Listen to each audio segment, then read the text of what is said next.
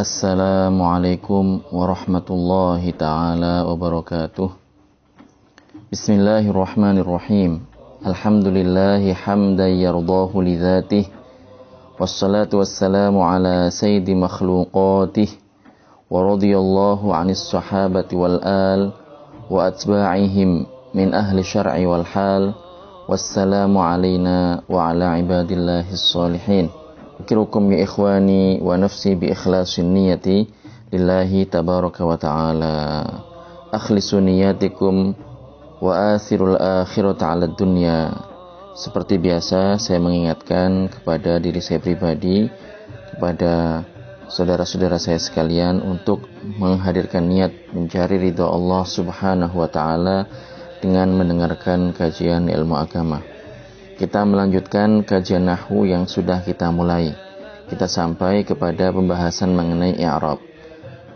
Di sini akan saya baca terlebih dahulu matan kitab Al-Ajurumiyah. Pengarang mengatakan rahimahullah, babul i'rab. Al-i'rabu huwa taghyiru awakhiril kalimi li ikhtilafil awamili ad-dakhilati 'alaiha lafzan atau taqdira. Cara membaca yang benar adalah dengan disukun ketika mewakafkan. Namun ini saya baca supaya diketahui harokat dari huruf terakhir masing-masing kalimat.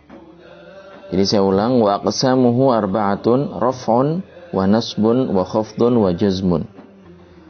Falil asma'i min dhalika ar-raf'u wa nasbu wal khafdu wa la jazma fiha. Walil af'ali min dhalika ar-raf'u wa nasbu wal jazmu wa la khafdhu fiha. Saya ulang, babul i'rab. Al-i'rabu huwa taghyiru awakhiril kalimi li ikhtilafil awamil ad-dakhilati 'alayha lafdhan aw taqdira. Wa aqsamuhu arba'atun raf'un wa nasbun wa khafdun wa jazm. Fal asma'i min dhalika ar-raf'u wan nasbu wal khafd wala jazma fiha. Walil af'ali min dhalika ar-raf'u wan nasbu wal jazmu wala khafdhu fiha. Jadi pembahasan kita adalah mengenai i'rab. I'rab itu secara bahasa adalah at-taghyir, al-bayan, jadi perubahan atau penjelasan. Ini adalah makna i'rab secara bahasa. Adapun secara istilah, menurut para ulama nahwu atau yang disebut dengan istilah an-nahwiyun atau an-nahwiyin atau an-nuhah atau ahlun nahwi, ini sama ini. Tiga kata ini punya pengertian yang sama. Mereka adalah ulama-ulama nahwu. Jadi al-i'rab itu secara istilah menurut ulama nahwu adalah seperti yang disebutkan di matan. Taghyiru awakhiril kalim li ikhtilafil awamilid dakhilati 'alaiha lafzan atau taqdira. Jadi i'rab itu adalah taghyiru awakhiril kalim. Jadi i'rab itu secara istilah adalah taghyiru awakhiril kalim. Taghyir di sini adalah bentuk masdar dari ghayyara yughayyiru. Artinya adalah mengubah. Artinya adalah mengubah. Maka kita mungkin pernah dengar ungkapan yang berbahasa Arab, subhanallazi yughayyir wala yataghayyar. Maha suci Allah, zat yang mengubah dan dia tidak berubah. Yughayyir itu fi'il mudhari' dari ghayyara, yughayyiru. Jadi taghyir ini masdarnya. Taghyir ini maknanya adalah mengubah. Tapi di sini lebih pas kalau diterjemahkan berubahnya akhir sebuah kalimat. Taghyir awakhiril kalim. Berubahnya akhir sebuah kalimat atau akhir-akhir kalimat, menyesuaikan dengan naskah Arabnya. Kenapa berubah? Likhtilafil awamili. Likhtilafil awamili, karena perbedaan amil-amil ad-dakhilati yang masuk 'alaiha terhadap kalimat tersebut. Lafzon au takdiron, baik secara lafal, secara pengucapan, au takdiron atau diperkirakan. Pertama di sini kita akan memerinci satu persatu maksud dari perkataan pengarang di sini. Al-kalim di sini ini maksudnya adalah sebenarnya ini sama dengan kalimat, tapi yang dimaksudkan di sini adalah isim dan fi'il mudhari saja. Jadi kemarin pembahasan sebelumnya itu kan disebutkan bahwasanya kalimat itu terbagi menjadi 3 macam, atau kalam yang tersusun dari kalimat. Nah, kalimatnya ini, kalimat yang menyusun kalam ini terbagi menjadi 3 macam. Ada isim, kemudian ada fi'il, ada huruf. Nah, di sini ketika dikatakan al-kalim, yang dimaksudkan di sini adalah isim dan fi'il mudhari' saja. Jadi isim dan fi'il mudhari' saja. Kenapa? Karena nanti fi'il madhi umpamanya ini tidak mengalami yang namanya perubahan. Di akhir kalimat tidak mengalami yang namanya perubahan. Doroba ya dari dulu ya doroba saja, nggak akan berubah. Kemasukan qad ya tetap qad doroba. Jadi tidak akan berubah.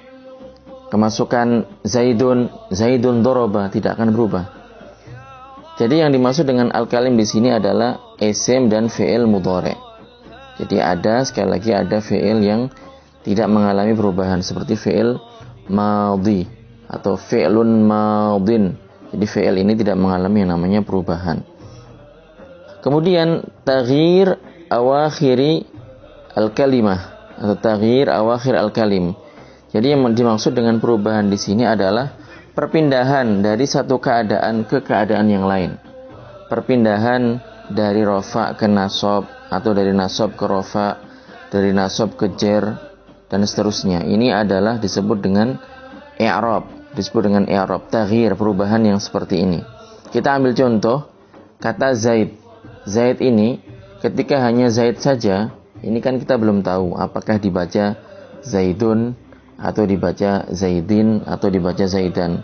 Lah, ketika kemasukan koma, depannya kita tulis koma, maka kita mengatakan koma Zaidun. Koma Zaidun. Ketika kita mendahului Zaid dengan kata akramtu, maka menjadi akramtu Zaidan. Akramtu Zaidan. Ketika kita mendahulunya dengan salamtu ala, maka menjadi salamtu ala Zaidin. Qama Zaidun, Zaid telah berdiri. Akramtu Zaidan, saya memuliakan Zaid.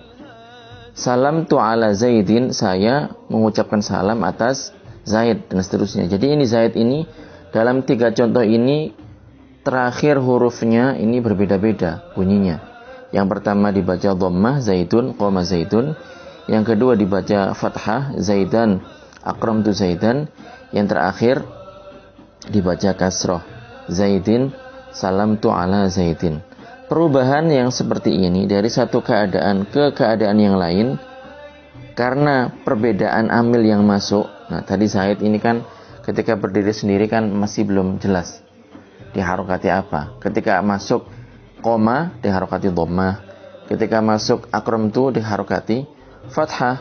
Ketika masuk salamtu ala maka diharokati kasroh. Jadi perbedaan yang terjadi atau perubahan yang terjadi di akhir sebuah kalimat yang dikarenakan perbedaan amil-amil yang masuk, seperti inilah yang disebut dengan i'rab. Jadi amil yang pertama tadi koma, ini menjadikan Zaidun dibaca dhammah atau dibaca rofa. Yang kedua Zaidan, amil yang masuk adalah akramtu. Beda dengan yang pertama ya. Amil yang pertama koma, amil yang kedua akramtu. Ini amilnya beda-beda. Amil itu yang mengamalkan, yang menjadikan berubah, itu namanya amil. Itu contoh dalam isim. Bagaimana dengan fi'il? Fi'il mudhari' yang dimaksudkan di sini seperti yang telah disebutkan. Jadi fi'il mudhari' juga demikian. Ketika kita mengatakan yadribu atau yajlisu. Yajlisu artinya duduk. Nah, ini dibaca dhammah. Kemudian ketika masukkan lan yajlisa, tidak akan duduk, atau lam yajlis, tidak duduk. Nah, ini kan kondisinya berubah. Yang pertama dibaca dhammah, qad yajlisu. Yang kedua dibaca fathah, lan yajlisa. Dan yang terakhir dibaca sukun, lam yajlis. Nah, ini karena perbedaan amil-amil yang masuk dalam kalimat seperti ini dan mengalami perubahan. Nah, ini disebut dengan i'rab. Disebut dengan i'rab. Perubahan inilah yang dinamakan oleh ulama nahwu dengan istilah i'rab. Jadi sekali lagi i'rab adalah taghyir awakhiril kalimi liikhtilafil awamilid dakhilati 'alaiha lafzon aw taqdiron. Kemudian nah ini berubahnya ini ada kalanya secara lafal. Secara lafal ini seperti contoh yang sudah kita sebutkan. Zaidan, Zaidun, Zaidin. Ini kan kelihatan sekali. Yang pertama dhammah, yang kedua fathah, yang terakhir kasrah. Yadribu, lan yadriba, lam yadrib. Nah ini kan sama juga. Pertama dhammah, kedua fathah, dan yang terakhir sukun. Nah yang seperti ini adalah perubahan secara lafal. Secara lafal kelihatan, secara pengucapan. Ini sangat kelihatan sekali. Ada juga perubahan yang hanya diperkirakan. Makanya di pengarang di sini mengatakan lafzon au takdiron, secara diperkirakan saja. Nah, ini berlaku pada isim yang akhirnya adalah alif atau ya. Jadi ini berlaku pada isim yang akhirnya adalah alif atau ya. Contoh yang akhirnya alif adalah fata. Fata. Jadi tulisannya fa, ta, kemudian ini alif bengkok ini, alif layyinahin. Ketika orang mengatakan qoma fatan, qomal fata, kemudian akramtul fata, salamtu alal fata. Kita perhatikan dalam tiga kondisi ini al-fata ya seperti itu. Tidak ada perubahan secara pengucapan, tidak ada perubahan sama sekali. Namun secara perkiraan ini disebut berubah. Jadi di awal umpamanya qomal fata, kita di situ memperkirakan dhammah di situ. Kemudian akramtul fata, di sini kita memperkirakan fathah. Kemudian salamtu alal fatah, di sini kita memperkirakan kasrah dan seterusnya. Jadi perubahan yang diperkirakan seperti ini juga disebut dengan i'rab, masuk pada definisi yang sudah kita sebutkan di awal. Atau akhirnya adalah ya. Jadi akhirnya adalah ya. Maka di sini diperkirakan dalam dua kondisi dari tiga kondisi. Pada contoh sebelumnya itu kan ada tiga kondisi. Qoma Zaidun, Zaidan, Zaidin. Ada kalanya dibaca dhammah, ada kalanya dibaca fathah, ada kalanya dibaca kasrah. Nah, di sini ketika isim ini akhirnya adalah huruf ya, atau fi'il mudhari akhirnya adalah huruf ya, maka di sini diperkirakan dalam dua kondisi. Dalam kondisi rafa dan dalam kondisi jar. Itu kalau isim. Sedangkan kalau fi'il nanti ada perinciannya. Nah, kita mulai dulu dengan isim. Contoh al-qadhi. Al-qadhi. Kita mengatakan qomal qadhi. Kemudian kita juga mengatakan salamtu alal qadhi. Nah, dalam dua kondisi ini maka tanda akhirnya ini diperkirakan. Yang pertama diperkirakan dhammah. Yang kedua diperkirakan kasrah. Sedangkan dalam kondisi yang di fathah maka ini muncul. Kita mengatakan akramtul qadhiyah. Akramtu al-qadhiyah. Fathahnya muncul di sini. Begitu juga dengan fi'il. Contoh yarmi. Yarmi fi'il mudhari. Yarmi, roma, yarmi. Roma melempar, yarmi juga sama melempar. Roma fi'il madin, kemudian yarmi fi'il mudhari. Kita mengatakan yarmi, rafa di sini. Yarmi, rafa di sini. Kemudian kita mengatakan lam yarmi. Nah, di sini huruf ilahnya dibuang. Huruf ilahnya dibuang. Kemudian kita mengatakan lan yarmiya. Lan yarmiya. Di sini fathahnya kelihatan. Dalam fi'il yang akhirnya adalah huruf wawu atau ya, maka dalam kondisi rofa itu diperkirakan alamat rofanya. Yarmi, kemudian yaghzu. Yaghzu. Ini roma yarmi, ghaza yaghzu. Ini yang terakhir adalah wawu yang disukun. Bukan yaghzu tapi yaghzu. Lah, yang seperti ini dhammahnya diperkirakan. Memperkirakan yang seperti ini juga termasuk i'rab. Kemudian kalau seandainya fi'il ini akhirnya adalah huruf alif, contoh khosya yakhsha. Khosya yakhsha. Maka di sini itu juga sama diperkirakan. Diperkirakan dhammah ketika dalam kondisi rafa dan diperkirakan fathah ketika dalam kondisi nasab. Contoh Zaidun yakhsha. Jadi Zaid takut. Zaidun yakhsha. Kemudian Zaidun lan yakhsha. Zaid tidak akan takut. Jadi dalam kondisi seperti ini itu tanda atau alamatnya ini, perubahannya ini diperkirakan. Rofa'nya ini diperkirakan, tidak diperlihatkan. Nah, ini juga termasuk bagian daripada i'rab. Sekali lagi, i'rab adalah taghyiru awakhil kalimi liikhtilafil awamili ad-dakhilati 'alaiha lafdhan aw taqdira. Setelahnya kita akan membahas mengenai pembagian daripada i'rab. Jadi pembagian i'rab arba'atun ini ada 4. Ar-raf'u wan nasbu wal khafdu wal jazm. Jadi ada yang disebut dengan rafa, ada yang disebut dengan nasab, ada yang disebut dengan al-khafd, dan ada yang disebut dengan al-jazm. Nah, ini ada 4 ini. 2 di antaranya, rafa dengan nasab ini berlaku bagi isim dan fi'il. Rafa dan nasab ini berlaku bagi isim dan fi'il. Sedangkan al-khafdu atau al-jar ini hanya berlaku pada isim. Kemudian yang jazm ini hanya berlaku pada fi'il. Jadi 2 di antaranya ini berlaku untuk fi'il dan isim. Kemudian jar atau khafd ini hanya berlaku pada isim.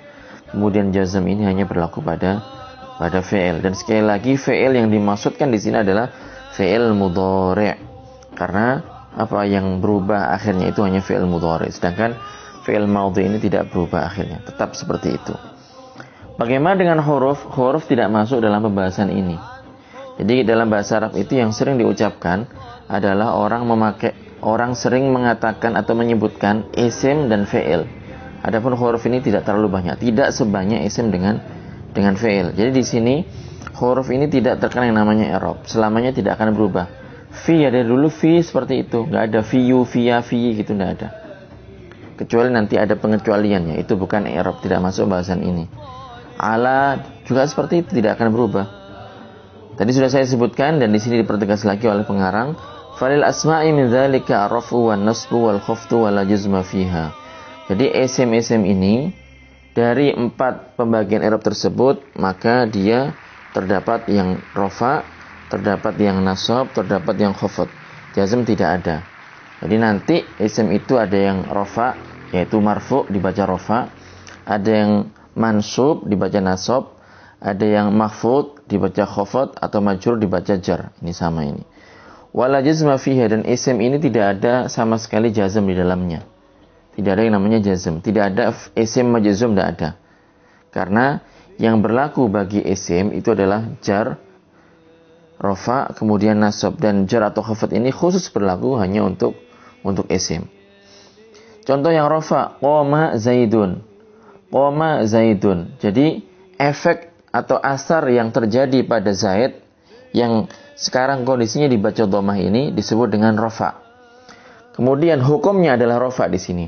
Kemudian Zaidnya sendiri itu disebut dengan marfu. Disebut dengan marfu. Jadi Zaidnya ini dia disebut dengan marfu. Kemudian hukum yang berlaku pada kata Zaid ini adalah rafa. Qoma zaidun. Contoh lagi, akramtu zaidan. Kemudian salamtu ala zaidin.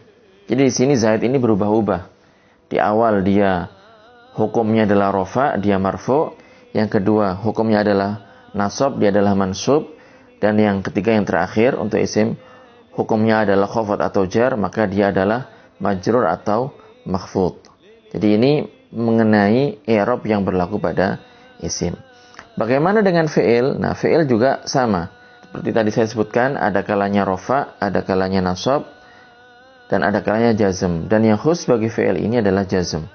Dan tidak ada khafd atau jar dalam fi'il. Karena kemarin di pembahasan sebelumnya sudah kita sebutkan bahwasanya khafd atau huruful jar ini adalah ciri daripada isim. Oleh karenanya tidak berlaku pada selain isim.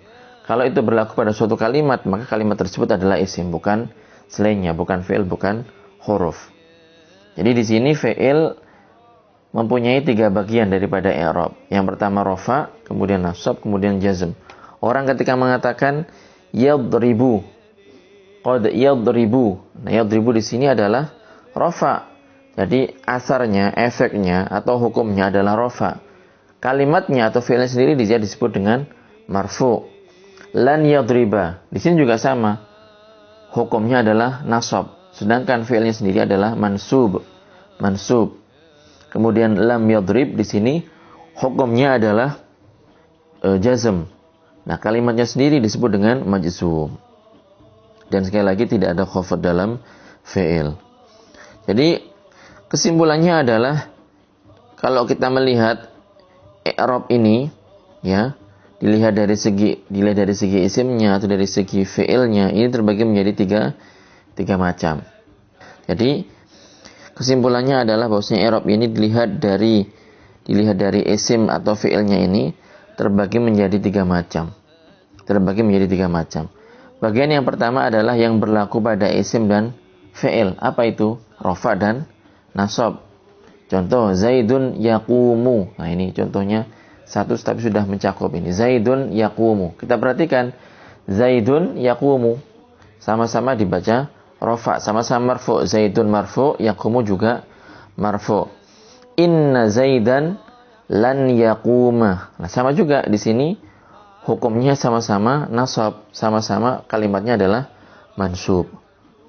Kemudian bagian yang kedua adalah yang hanya berlaku pada isim, yaitu khafad atau jar. Contoh, salam tu ala Zaidin. Jadi nggak ada ala kemudian atau huruf jar lainnya masuk kepada fi'il, itu tidak ada, karena ini khusus bagi isim. Dan yang ketiga adalah yang hanya berlaku pada fi'il. Apa itu? Jazm, hukum jazm. Fi'ilnya disebut dengan majzum. Contoh, lam yadhhab, lam yajlis, lam yaqum, dan seterusnya. Ini semuanya adalah berlaku hanya untuk fi'il. Sebagaimana disebutkan oleh al-imam, salah seorang pakar nahu, ulama nahu, Imam Ibnu Malik. Dalam alfiyahnya beliau mengatakan, walismu qad khussisa bil jarri kama qad khussisal fi'lu bi an yanjazima. Walismu qad khussisa bil jarri kama qad khussisal fi'lu bi an yanjazima. Isim itu dikhususkan dengan jar. Jadi jar ini hanya berlaku untuk isim, tidak berlaku untuk fi'il. Sebagaimana isim ini hanya berlaku jar padanya, begitu juga fi'il ini hanya berlaku jazm padanya. Makanya di situ mengatakan qad khussisal fi'lu bi ayyan jazima. Jadi sebagaimana khafad atau jar ini khusus berlaku pada isim, begitu juga jazm ini hanya berlaku pada fi'il. Jadi kita sudah menyelesaikan mengenai pembahasan al-i'rab, sangat mudah sekali. Kita akan melihat contoh perkataan para ulama. Salah seorang ulama mengatakan, Asy-Syaikh Abdullah Al-Harari, man aradallahu bihi khairan katsiran yakunu qawiyal himmati fil ilmi. Sekali lagi, man aradallahu bihi khairan katsira yakunu qawiyal himmati fil ilmi. Maknanya adalah barang siapa yang Allah menghendaki orang tersebut kebaikan yang banyak, maka dia akan menjadi orang yang kuat semangatnya dalam menuntut ilmu, dalam masalah ilmu. Ngajinya kuat, semangat, menghafalnya semangat. Kemudian menghadiri majelis ta'lim semangat, menghadiri kajian online dalam kondisi yang seperti ini juga semangat. Nah, ini orang yang mendapatkan indikasi atau indikator seperti ini dalam dirinya, maka dia adalah orang yang dikehendaki kebaikan oleh Allah Subhanahu wa taala. Orang-orang pada sibuk nge-game, sibuk main game online, dia sibuknya ngaji, sibuknya murojaah, sibuknya menghafal. Tidak hanya itu, ya. Dia selain itu dia juga menambah, mencari-cari tambahan, menanyakan, murojaah, menghafal. Seperti yang kemarin saya sebutkan, menghafal ini adalah merupakan ciri seorang santri. Sepatutnya seperti itu. Jadi orang yang dikehendaki kebaikan yang sangat banyak oleh Allah Subhanahu wa taala, maka orang ini akan menjadi orang yang sangat kuat semangatnya dalam menuntut ilmu agama. Kita perhatikan di situ man. Nah, ini enggak masuk bahasan. Karena man ini dari dulu juga seperti itu. Sampai kiamat, man juga akan selalu disukun. Aroda. Ini fi'il apa? Fi'il madin. Karena fi'il madin nggak masuk i'rab. Allahu. Nah, di sini masuk i'rab. Allahu. Di sini masuk i'rab. Jadi, apa di sini? Di sini secara i'rabnya adalah rafa. Hukumnya adalah rafa. Dan kalimatnya ini adalah marfu. Man aradallahu. Kalau kita baca Al-Quran, itu kan kita mendapati lafzul jalalah seperti ini, itu ada kalanya di dhammah, Ada kalanya di kasroh, ada kalanya di fathah. Misalnya dalam Al-Quran disebutkan Qul huwallahu ahad. Allahu. Qul huwallahu ahad. Di sini lafzul jalalah di dhammah. Katakan dialah Allah Subhanahu wa taala adalah zat yang tunggal, yang esa. Esa di sini maksudnya adalah esa bukan dari segi bilangan. 1 dibagi 2 menjadi setengah 2 kali. 1 dibagi 3 menjadi sepertiga 3 kali. Bukan seperti itu. Tapi maksudnya adalah la min tariqil adad, bukan dari segi bilangan, lakin min tariqi annahu la syarikalah. Allah Subhanahu wa taala tidak ada sekutu baginya dalam sifat ketuhanan. Jadi sifatnya esa, kemudian zatnya esa, perbuatannya esa. Itu adalah Allah Subhanahu wa taala. Jadi dalam surat Al-Ikhlas ini ayat pertama lafzul jalalah dirofakkan. Efeknya adalah rofa, hukumnya adalah marfu. Di contoh yang lain ada kalanya yang dibaca fathah. Dalam Al-Qur'an Allah Subhanahu wa taala berfirman, "Innallaha 'ala kulli syai'in qadir." Allah Subhanahu wa taala berfirman, "Innallaha 'ala kulli syai'in qadir." Jadi lafzul jalalah di sini innallaha dibaca fathah, berubah. Kenapa? Karena berubah. Amilnya berubah. Yang tadi huwallahu, sekarang jadi innallaha. Contoh yang lain, kadang juga dibaca kasrah. Sebagaimana dalam Al-Qur'an disebutkan, "Walillahi 'alan nasi hijjul bait." Walillahi dibaca kasrah. Nah, ini berarti adalah terkena yang namanya i'rab. Terkena namanya i'rab. Jadi man aradallahu bihi khairan katsira, sama khairan, kenapa bukan khairun? Kenapa bukan khairin? Nah, ini juga sama, terkena yang namanya i'rab. Ada perubahan di akhir kalimatnya karena perbedaan amil yang masuk. Di sini khairon, di tempat lain khairun, di tempat yang lainnya lagi khairin. Kemudian katsiron, sama juga ini di akhir kalimatnya, di akhir hurufnya di kalimat ini berubah. Katsiron. Yakunu, ini juga sama, yakunu fi'il mudhari'. Nah, ini dibaca rafa. Qawiyal himmati, qawiyya, ini juga sama isim dibaca nasab. Al-himmati, ini dibaca jar, dibaca khafad. Fil ilmi, al-ilmi juga sama, kemasukan huruf jar. Jadi ungkapan yang indah ini yang disebut oleh salah seorang ulama, kalimatnya seperti itu. Lafzul jalalah di dhammah, kemudian khairan di fathah, katsiran juga di fathah, yakun di dhammah, qawiyya di fathah, al-himmati di kasrah, fil ilmi, al-ilminya di kasrah. Lah, di tempat yang lain tidak boleh jadi tidak seperti ini. Yang di sini di dhammah boleh jadi tempat yang lain di fathah atau di kasrah. Nah, ini menyesuaikan. Pengertian i'rab adalah taghyir awakhiril kalimi li ikhtilafil awamilid dakhilati 'alaiha lafdhan aw taqdira. Contoh yang lain, Asy-Syaikh rahimahullah pernah mengatakan tahsilul ilmi la yattafiqu ma'al kasal. Jadi tahsilul ilmi la yattafiqu ma'al kasal. Jadi tahsil al-ilmi, jadi memperoleh ilmu atau mendapatkan ilmu, la yattafiqu, la tidak, yattafiqu tidak sinkron, tidak match, tidak cocok, ma'al kasal disertai dengan yang namanya malas. Maksud dari perkataan ini adalah bahwasanya seseorang ketika ingin mendapatkan ilmu maka dia harus maksimal, totalitas, harus punya yang namanya totalitas.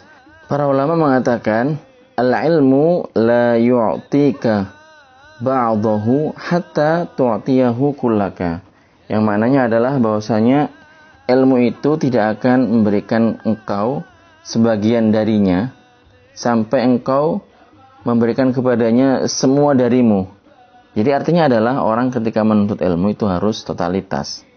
Menuntut secara totalitas tanpa bermalas-malasan, karena seperti yang tadi disebutkan oleh Syekh Abdullah Al-Harari, bahwasanya untuk mencapai ilmu itu maka ini tidak match, tidak sepatutnya seorang santri itu bermalas-malasan. Kenapa? Tadi tahsilul ilmi la yattafiqu ma'al kasal. Kita kaji lagi di sini. Tahsilul ilmi, tahsilu. Nah, ini juga sama. Di sini dirofakkan. Di sini dibaca dhammah karena di tempat lain boleh jadi tahsili atau tahsila. Al-ilmi. Nah, ilmi di sini juga sama dibaca kasrah. La yattafiqu ma'al kasal. tidak sepakat dengan yang namanya sifat malas. Itu adalah beberapa contoh mengenai penerapan i'rab. Jadi i'rab itu perubahan akhir kalimat. Sekali lagi, i'rab itu adalah perubahan yang terjadi di akhir kalimat karena perbedaan amil-amil yang masuk, dan perubahan ini ada kalanya secara lafal diucapkan dan ada kalanya secara pentakdiran saja, diperkirakan saja. Kemudian i'rab ini ada 4 macam, ada rafa, nasab, kemudian ada khafad atau jar, dan ada jazm. 2 di antaranya ini, yaitu rafa dan nasab ini, berlaku untuk isim dan fi'il. Kemudian yang jar atau khafad ini hanya berlaku untuk isim saja. Kemudian yang jazm ini hanya berlaku untuk fi'il. Jadi ini adalah kajian kita pada sesi kali ini. Mudah-mudahan bermanfaat. Semoga kita diberikan rasa semangat yang tinggi oleh Allah Subhanahu wa taala dalam menuntut ilmu agama, dalam menolong agamanya Allah Subhanahu wa taala. Mudah-mudahan kita termasuk hamba Allah yang beruntung. Barakallahu fikum. Wassalamualaikum warahmatullahi taala wabarakatuh.